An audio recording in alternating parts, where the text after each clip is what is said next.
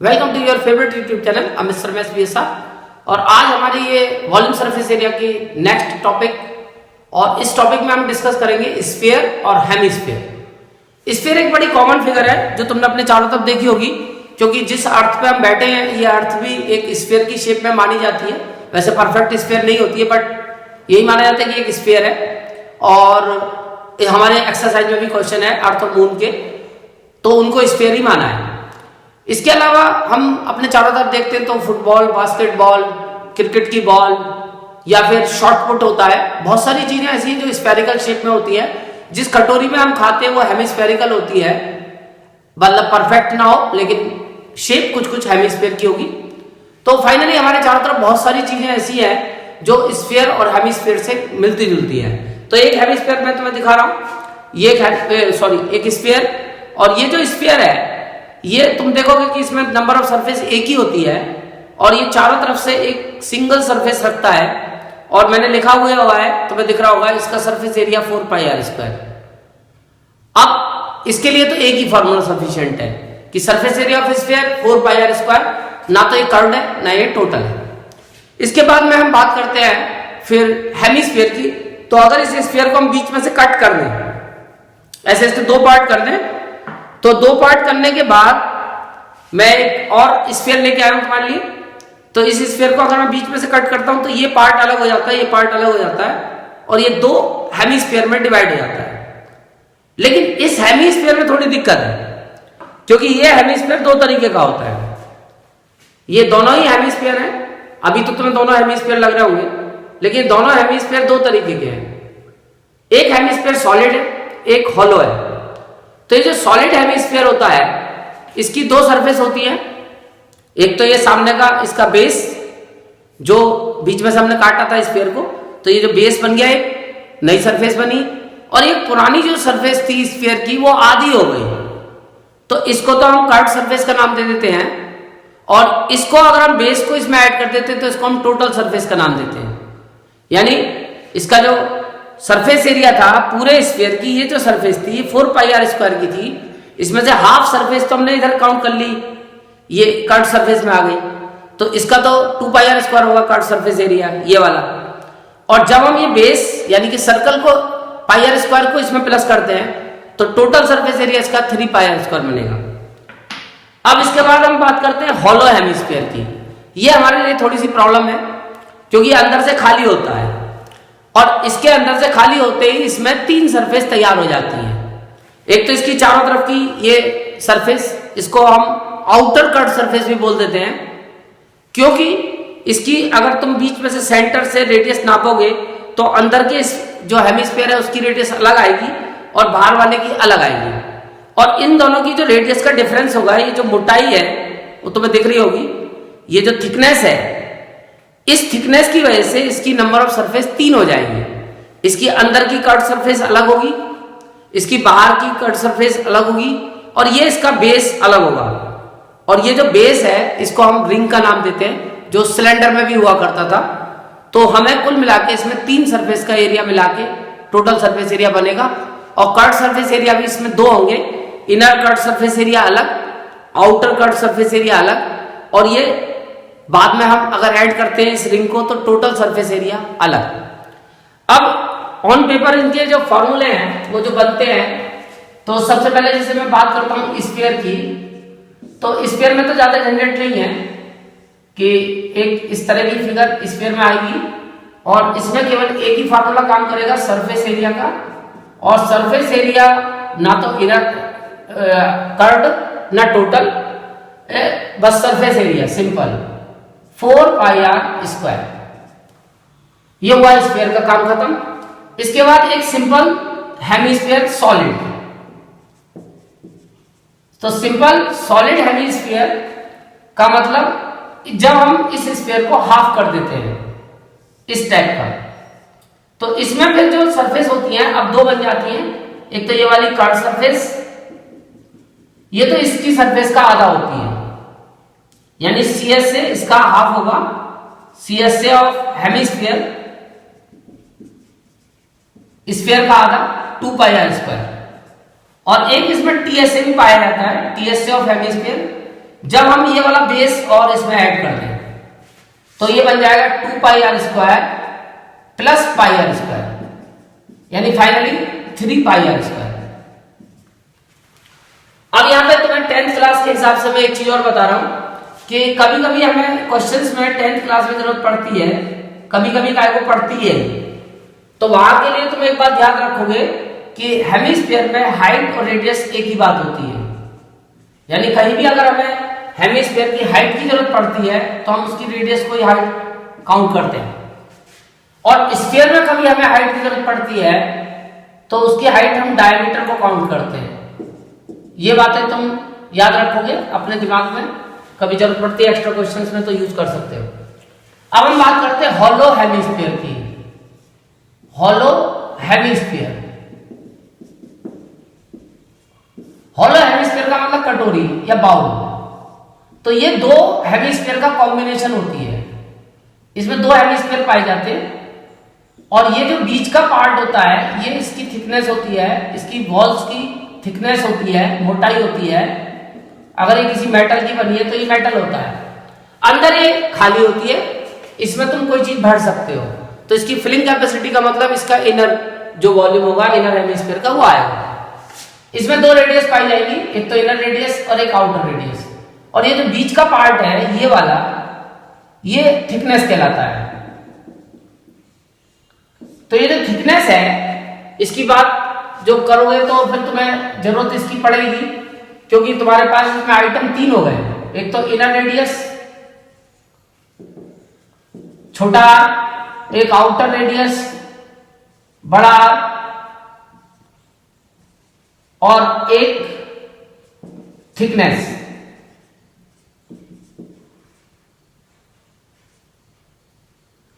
तो ये जो थिकनेस है मैं इसको x मान लेता हूं। तो कभी कभी क्वेश्चन ऐसे मिलते हैं कि हमें जरूरत तो पड़ रही है इनर रेडियस की, पर उसने inner radius they the outer radius और साथ में थिकनेस दे दी। तो इनका तीनों का आपस में रिलेशन होता है कि छोटा r बड़ा r माइनस x होता है, यानी आउटर रेडियस में से अगर हम थिकनेस माइनस करेंगे तो इनर रेडियस आ जाएगी। बड़ा r छोटा r प्लस x होता है, यानी कि अगर हम इनर रेडियस में थिकनेस ऐड करेंगे आउटर रेडियस आ जाएगी, और अगर बाई चांस दोनों को माइनस कर दोगे तो थिकनेस आ जाएगी, क्योंकि कभी कभी हो सकता है क्वेश्चन में थिकनेस ही पूछ ले। तो थिकनेस पूछेगा तो इसका मतलब outer radius minus inner radius, उन दोनों का डिफरेंस। सरफेस एरिया की बात करोगे तो इसमें इनर CS से होता है, इनर कट सरफेस एरिया, तो इनर रेडियस यूज कर लो। फार्मूला हेमिस्फीयर का ही चलेगा, बस इनर आ रहा है तो r की जगह इनर रेडियस, और जब तुमसे आउटर की बात करेगा आउटर CS से की हेमिस्फीयर के तो 2 पाई बड़ा r स्क्वायर, यानी वहां तुम्हें कैपिटल R यूज करना है, बड़ी आउटर रेडियस। और अगर बात करेगा TS से की तो TS से में एक तो इनर कट सरफेस एरिया, एक तो ये वाली सरफेस आएगी, एक आउटर कट सरफेस एरिया, एक ये वाली सरफेस आएगी 2 पाई बड़ा R स्क्वायर, और एक ये ऊपर का टॉप भी आएगा, ये जो इसका टॉप है। और इस टॉप की शेप मैंने तुम्हें पिछली एक्सरसाइज में बताई है सिलेंडर वाली में कि ये एक रिंग होता है, रिंग शेप की एक फिगर बनती है हमारे मेंसुरेशन में, दो सर्कल के एरिया का डिफरेंस। तो इन दोनों सर्कल के एरिया का डिफरेंस ये रिंग बनता है ऊपर, और इस रिंग का एरिया होता है पाई बड़े आर का स्क्वायर माइनस छोटे आर का स्क्वायर। तो ये फाइनली तुम्हारा TS से होगा, जो एक्स्ट्रा क्वेश्चंस में यूज होगा, कुछ एक्स्ट्रा बुक में क्वेश्चन दिए हुए हैं। तो मुझे उम्मीद है कि अब ये फॉर्मूले तुम याद कर लोगे और एक्सरसाइज में इनको परफेक्टली फिर तुम्हें यूज करना है। तो अब हम बात करते हैं एक्सरसाइज 13.4 की। तो इसके पहले 3 क्वेश्चन तो नॉर्मल है, बिल्कुल डायरेक्ट फॉर्मूले की एप्लीकेशंस है, उनको इजीली तुम अपने आप कर सकते हो, तो मेरी उसमें शायद जरूरत नहीं पड़ेगी, क्योंकि उनमें डायरेक्ट तुम्हें रेडियस या डायमीटर दिया हुआ है और तुमसे डायरेक्ट ही वो चीज पूछ रहा है, यानी कि इनर CS से आउटर CS से। तो तुम्हें कोई दिमाग नहीं लगाना उसमें, या फिर तुम्हें उससे कोई भी चीज वो पूछेगा cut surface area, total surface area, वो सब निकल जाएगा। तो जैसे पहला क्वेश्चन का पहला पार्ट है, यानी इसके 2-3 पार्ट दे रखे हैं। पहले पार्ट में रेडियस दी है स्फीयर की 10.5 सेंटीमीटर, और तुमसे स्फीयर का सरफेस एरिया पूछता है। तो सरफेस एरिया ऑफ स्फीयर का सीधा फार्मूला होता है 4 पाई r स्क्वायर, कोई सोचने की जरूरत नहीं है, वैल्यू पुट कर दो पाई की वैल्यू 22/7 10.5 का स्क्वायर, आंसर आ जाएगा सेंटीमीटर स्क्वायर। दूसरा क्वेश्चन है, इसमें भी 2-3 पार्ट दिए हुए हैं, बस इसमें फर्क क्या है, डायमीटर दिया हुआ है। जैसे डायमीटर 14 सेंटीमीटर दिया है फर्स्ट पार्ट में, तो इसका मतलब रेडियस 7 सेंटीमीटर हो जाएगी, डायमीटर की आधी। फिर से तुमसे पूछता है सरफेस एरिया ऑफ स्फीयर, तो वो निकल जाएगा 4πr²।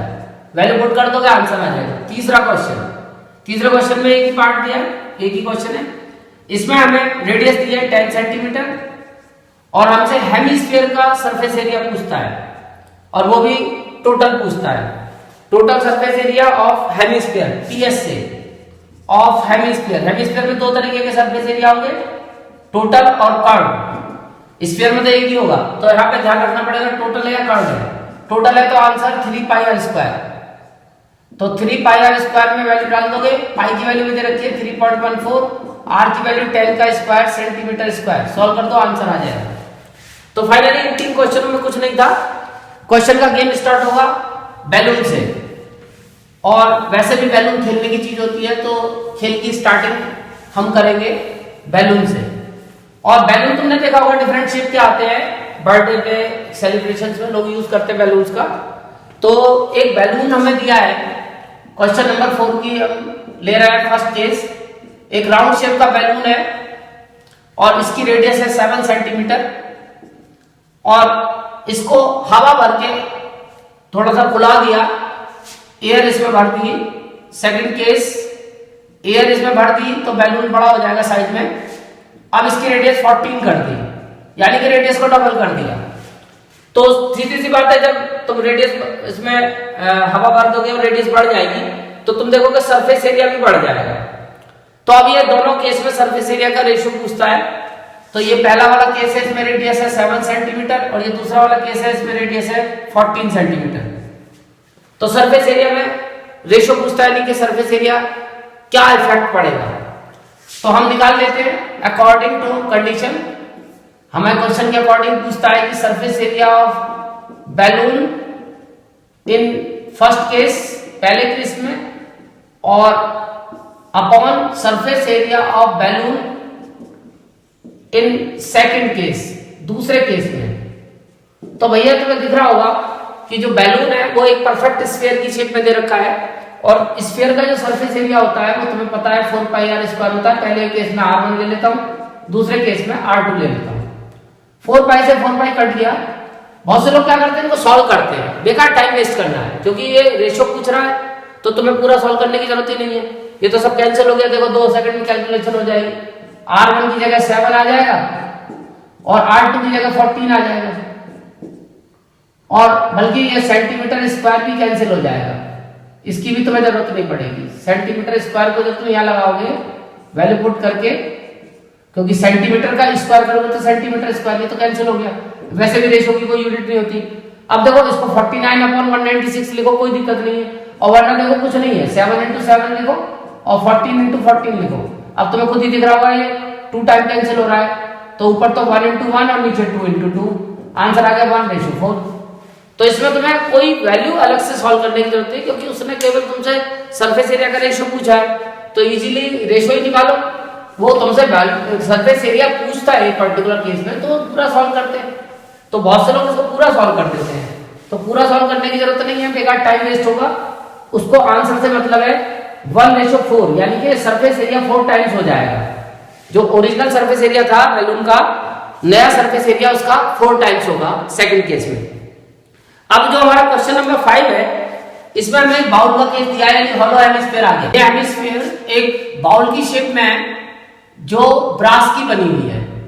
तो बाउल का मतलब हॉलो हेमिस्फीयर, और इसमें 2 हेमिस्फीयर का कॉम्बिनेशन होगा। इस तरीके की बाउल होगी जिसमें 2 हेमिस्फीयर आएंगे, और इस बाउल के अंदर हमें टिन प्लेटिंग करनी है। तो क्वेश्चन में कुछ ऐसा खास नहीं है, ये एक बाउल है, ब्रास की बनी हुई है, और इसके अंदर की तरफ से हमें इसकी इस वाली सरफेस पे टिन प्लेटिंग करनी है, और उसके लिए हमें इसका इनर डायमीटर दिया है। इनर डायमीटर हमें दिया हुआ है 10.5 सेंटीमीटर। तो सीधी सी बात है, इससे तुम रेडियस निकाल सकते हो, इनर रेडियस। चाहो तो इनर रेडियस लिख लो, कोई दिक्कत नहीं है, इनर रेडियस। और वो छोटे आर से हम इंडिकेट करेंगे 10.5/2। तो बहुत से लोग क्या करते हैं, इसको डिवाइड कर देते हैं, तो तुम्हें डेसिमल में दिक्कत हो जाएगी, तुम इसको फ्रैक्शन ही छोड़ो, यानी डेसिमल हटा के इसको 105/20 करो और इसको 5 से डिवाइड करो। 5 2 10, 5 1 5, 5 4 20।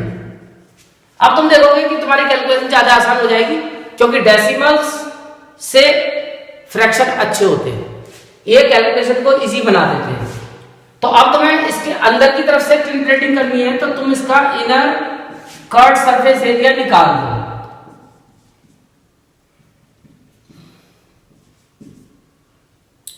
और इसका जो इनर कर्ड सरफेस एरिया आएगा वो सीधी सी बात है 2πr² आएगा। और उस केस में तुम पाई की वैल्यू 22/7 यूज करोगे, क्योंकि दे नहीं रखी है। आर की वैल्यू 21/4 सेंटीमीटर स्क्वायर। और इसको जब सॉल्व करोगे तो इजीली सॉल्व हो गया। 2 2 4 और 2 से ये कट गया 11, फिर 7 से कैंसिल हो गया 3 और नीचे बचेगा केवल एक 4 सेंटीमीटर स्क्वायर। अब तुम इसे भी सॉल्व करो या मत करो, क्योंकि आगे हमारा जो क्वेश्चन दिया है वो क्वेश्चन के अकॉर्डिंग हमारे पास जो रेट है वो भी कुछ ऐसा ही दिया है कि वो आसानी से कैंसिल हो जाएगा। और हमें जो टिन प्लेटिंग का रेट दिया है, अंदर जो प्लेटिंग करनी है उसका रेट है ₹16/100, यानी 100 सेंटीमीटर स्क्वायर के रुपए 16 है, 16 है, तो 1 सेंटीमीटर स्क्वायर के रेट होंगे 16/100। तो अब तुम निकाल दो कॉस्ट ऑफ टिन प्लेटिंग। तो उसके लिए जो रेट दिया है 16/100, उससे मल्टीप्लाई कर दो 11 × 3 × 21/4। तो अब तुमने देखा है 4 से 4 टाइम कैंसिल हो गया। 100 को सॉल्व मत करना, इसको 4/100 ही रहने देना, खाली इसको सॉल्व कर लेना।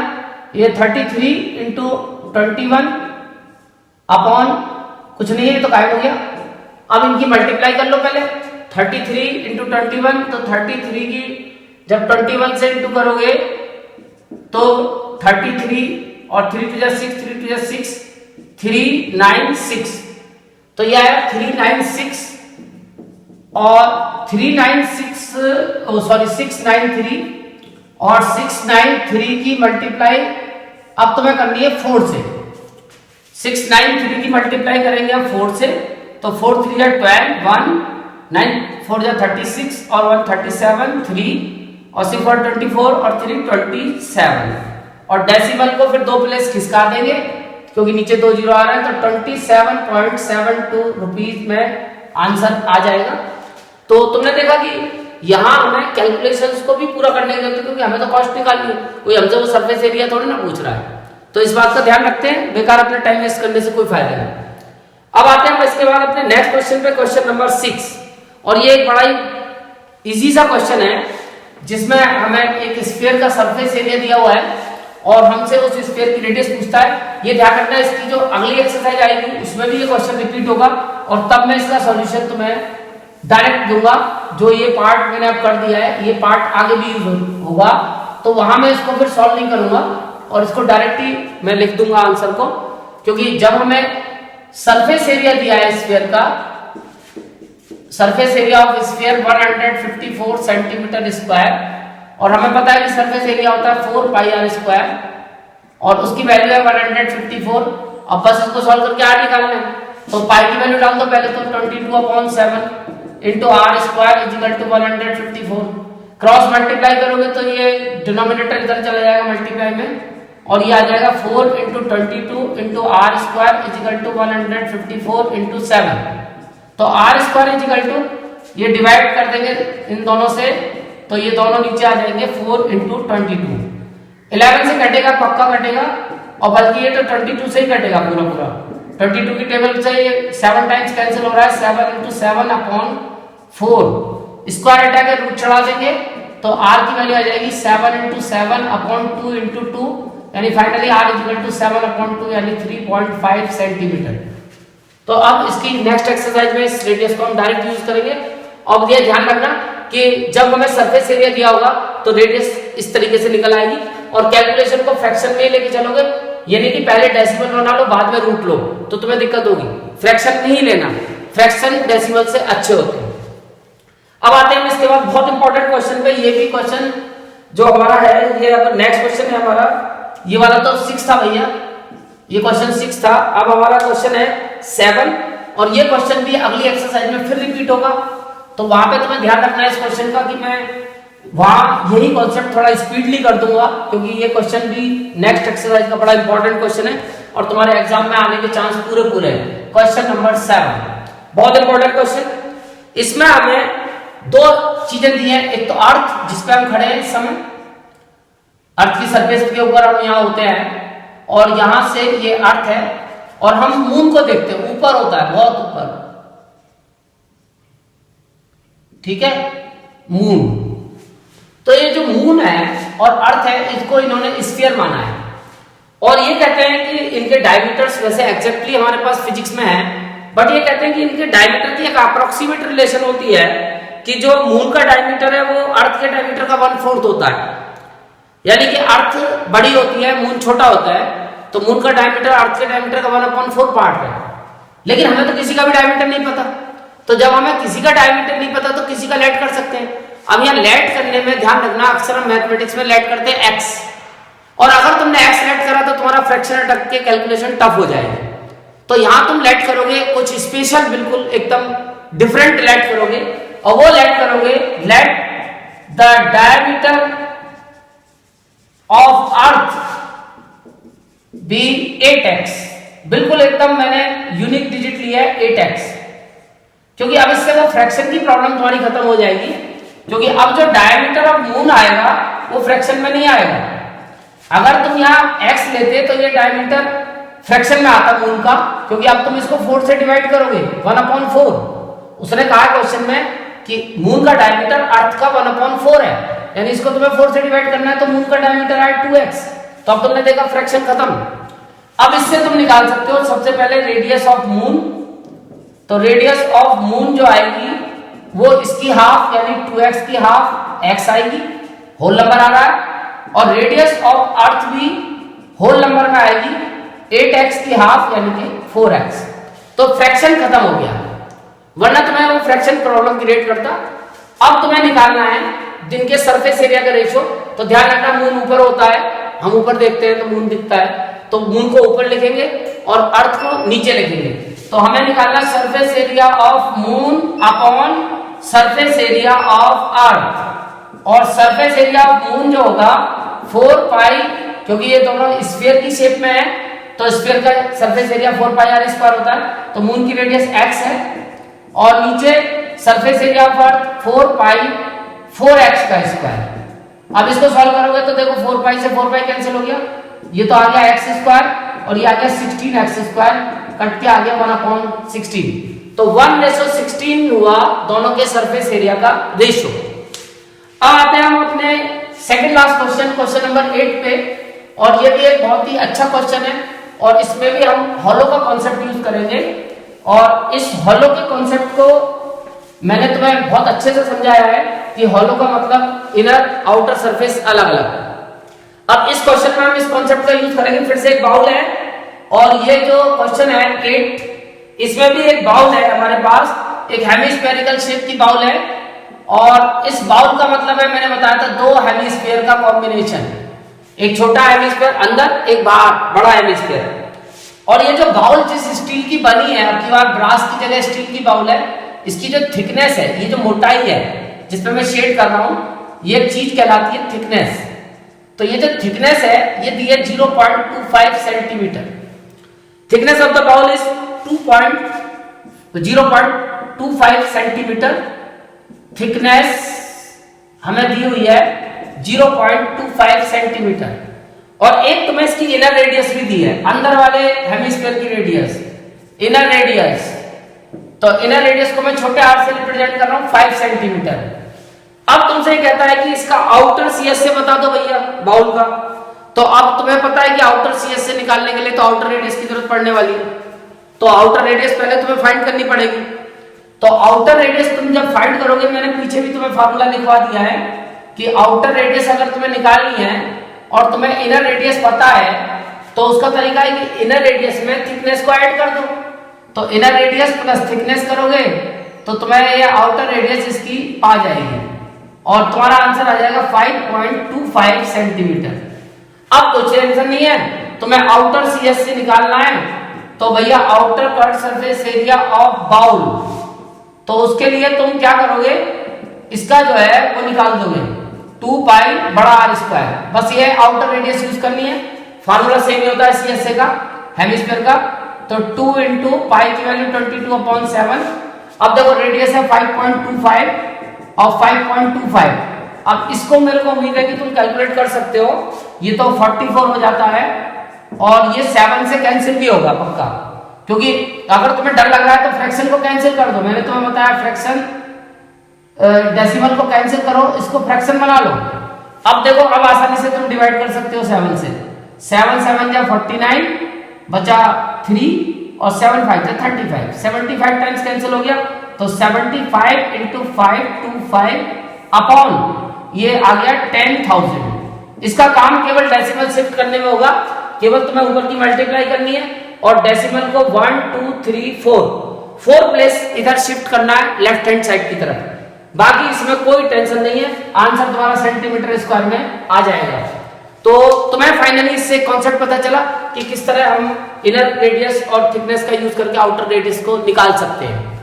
अब आते हैं अपने लास्ट क्वेश्चन आज के, और इसकी फिगर वैसे बुक में दी हुई है कि हमारे पास एक सिलेंडर है जो एक स्फीयर को जस्ट इनक्लोज करता है, कवर करता है चारों तरफ से, और हमें उसके सरफेस एरिया और कट सरफेस एरिया निकाल के उनका रेशियो निकालना है। तो इसमें केवल हमें फिगर को समझना होगा कि अगर सपोज करो एक सिलेंडर एक स्फीयर को कवर करे चारों तरफ से, जस्ट इनक्लोज का मतलब चारों तरफ से टच करे, तो क्या केस बन सकता है। तो उस केस को अगर तुम ध्यान से देखो तो मैं तुम्हें वो केस दिखाता हूं। फिगर बनाने के लिए पहले तो स्फीयर बना लेना। अब इसके चारों तरफ ऐसे एक लाइन डालना जो इसको एक पॉइंट पर टच करे। 10th में पढ़ोगे तो इसे बोलते हैं टेंजेंट। एक टेंजेंट इधर से डाल देना जो इसको एक पॉइंट पे टच करे, एक यूनिक पॉइंट पे। ऐसे ही नीचे से एक लाइन डाल देना जो इसको एक यूनिक पॉइंट पे टच करे, ऐसे ही ऊपर से डाल देना। तो चारों तरफ से 4 टेंजेंट डाल देना। इसके लिए हम एक वर्ड भी यूज करते हैं कि ये सिलेंडर इस स्फीयर को सर्कमस्क्राइब कर रहा है। तो सर्कमस्क्राइब वर्ड का मतलब भी यही होता है, चारों तरफ से टच करना। अब हम इन एक्स्ट्रा लाइन को मिटा देंगे इरेजर से। फिगर बनाओगे पेंसिल और इरेजर की हेल्प से तो ये सब मिट जाएंगे। अब इसको सिलेंडर की शेप दे देंगे, यहाँ पे सर्कल बना देंगे और ये तुम्हारी फिगर तैयार हो जाएगी। अब आते हैं अपने कॉन्सेप्ट पे। तो हमारा ये कॉन्सेप्ट है कि ये जो सिलेंडर जो इसको जस्ट इनक्लोज कर रहा है उसकी जो डायमेंशन है वो हमें नहीं पता, हमें केवल स्फीयर की रेडियस पता है कि स्फीयर की रेडियस r है। तो इस केस में तुम एक बात महसूस करोगे कि अगर ये स्फीयर छोटा होता तो दोनों की रेडियस अलग अलग होती, अगर ये स्फीयर बड़ा होता तो भी दोनों की रेडियस अलग अलग होती। लेकिन दोनों बिल्कुल एग्जैक्ट साइज के हैं, फिट है एकदम उसके अंदर, तो दोनों की रेडियस इक्वल होगी, सीधा सा हिसाब है। ऐसे ही दोनों की हाइट भी बिल्कुल एग्जैक्ट होगी। और अभी थोड़ी देर पहले मैंने बताया था कि हेमिस्फीयर की हाइट उसकी रेडियस और स्फीयर की हाइट उसका डायमीटर, तो इसकी हाइट भी इसके डायमीटर की इक्वल होगी, यानी 2r। तो बस हमने 2 सेकंड में इस सिलेंडर के डायमेंशन निकाल लिए। तो हमारे पास जो दिया हुआ था वो दिया हुआ था कि रेडियस ऑफ स्फीयर हमें दी हुई थी और वो दी हुई थी r। तो अब हमें इससे पता चल गया कि रेडियस ऑफ सिलेंडर हमें पता चल गई कि वो भी हो गई r, और इससे हमें हाइट भी पता चल गई कि हाइट ऑफ सिलेंडर भी हमारी पता चल गई और वो हो गई 2r यानी कि डायमीटर। तो ये 2 ही डायमेंशन की हमें जरूरत थी, वो हमने दोनों डायमेंशन ढूंढ लिए। अब हमारा पहला पार्ट था surface area of sphere. 2 minute 4 pi r square, 4 pi r square. Sphere का सरफेस एरिया 4 पाई r स्क्वायर। आंसर आ गया, कोई टेंशन नहीं है, कोई वैल्यू नहीं लगानी, कुछ नहीं लगाना। Curved surface area of cylinder, पीछे एक्सरसाइज में फार्मूला पढ़ा था 2 पाई r h। वैल्यू डाल दो 2 पाई r, तो r ही रहेगा क्योंकि मैंने बताया कि सिलेंडर की रेडियस और स्फीयर की रेडियस बराबर है। लेकिन हाइट भी तुम्हें 2r लगानी पड़ेगी। सिलेंडर की हाइट 2r है तो यहाँ पे तुम 2r लगाओगे तो final answer 4 pi r square, यानी कि दोनों के सरफेस एरिया बराबर आए। क्योंकि बाद में वो हमसे पूछता है कि सरफेस एरिया ऑफ स्फीयर का रेशो बताओ curve surface area of cylinder के साथ, तो निकल जाएगा। अभी हमने निकाला इसका surface area 4 pi r square, इसका कर्व सरफेस एरिया भी 4 पाई आर स्क्वायर, यानी 1:1।